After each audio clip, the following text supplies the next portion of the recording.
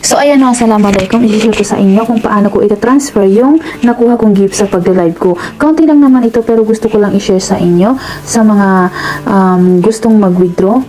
Dapat may PayPal na kayo na naka-attach dito sa inyong account sa TikTok. So ganito lang, punta lang tayo dito sa tatlong dot and then dito sa balance. And then next is dito sa live gift. Ayan, makikita natin dyan. So, ayan, makikita natin ang $5.8. So, pwede na natin siyang i-withdraw kasi nag-red na itong withdraw. So, pwede na siyang i-withdraw. So, konti lang naman siya pero ang importante meron, diba? So, thank you so much sa lahat po ng nag-gift kay Babu Ayos ninyo. So, ayan. Ito, naka-attach na yung PayPal ko dito. So, ayan. So, kung gusto mong mag-add ng account or ATM, so, pindutin mo lang itong sa taas niya dito. Ayan, dito tayo sa baba. Ayan, tignan ninyo. So, dyan, pwede kayong mag-add or maglagay ng ATM ninyo kung anong gusto nyong ilagay, kahit ano. So, ayan, pwede yan. So, ayan. And then, dapat may PayPal na kayo. Kung gusto nyo naman ng PayPal, dapat gumawa kayo ng PayPal. So, may PayPal na ako dyan, na tutorial sa YouTube ko. So, ang minimum na pwede mong i-withdraw is $1. So, $1 ang pwede mong i-withdraw. So, ngayon na, umabot na tayo ng $5.80. So, pwede na natin siyang i-withdraw. So, i-type lang natin dito yung 5.80. So, ayan, pindutin na natin itong withdraw.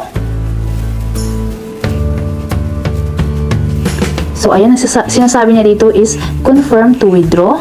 Yan. So, andyan na yung PayPal ko, diba? At yung i-withdraw natin. So, pindutin natin itong confirm, withdraw. So, ayan, alhamdulillah, naka-withdraw na tayo. And then, withdrawal progress is found should arrive in 1 business day. So, ayan, ipaprocess na nila to transfer sa inyong PayPal account. Assalamualaikum, sa video na naman na ito ay titignan natin kung ano yung mga message na natatanggap ko kapag nare-receive ko na yung balance natin sa TikTok. So, ayan, punta tayo dito sa Gmail natin, sa Gmail account. Ayan. And then, makikita natin dito is yung chat ng people na galing sa TikTok natin. So, ayan yung na-transfer natin kahapon. Ayan. So, yun yung message nila, nakasend na daw sa PayPal natin. So, ayan, pupunta naman tayo ngayon sa PayPal account natin. Kikita natin dyan, yan yung na-receive natin. So, 2 beses na akong naka-receive ng balance mula kay TikTok. So, si Pipo, TikTok, ayan, TikTok. Payment received from TikTok. Ayan guys. So, thank you so much sa lahat ng nanood. I hope na nagkaroon kayo ng idea kung paano mag-withdraw sa inyong mga live gift. So, thank you!